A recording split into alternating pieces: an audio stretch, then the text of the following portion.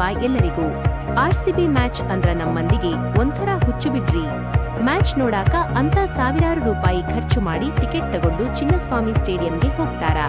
ಆದ್ರ ಅಲ್ಲಿ ಹೋಗಿ ಮ್ಯಾಚ್ ನೋಡಿ ಖುಷಿ ಪಡೋ ಬದಲು ಕೈಯಾಗಿದ್ದ ಮೊಬೈಲ್ ಕಳ್ಕೊಂಡು ಕಣ್ಣೀರು ಹಾಕೋ ಪರಿಸ್ಥಿತಿ ಬಂದದ ನೋಡ್ರಿ. ಈ ವರ್ಸಸ್ SRH ಮ್ಯಾಚ್ನಾಗೂ ಇದೇ ಆಗೈತಿ. ಜನಸಂದಣಿ ಲಾಭ ತಗೊಂಡ ಕಳ್ಳರು ತಮ್ಮ ಕೈಚಳಕ ತೋರಿಸ್ಯಾರ.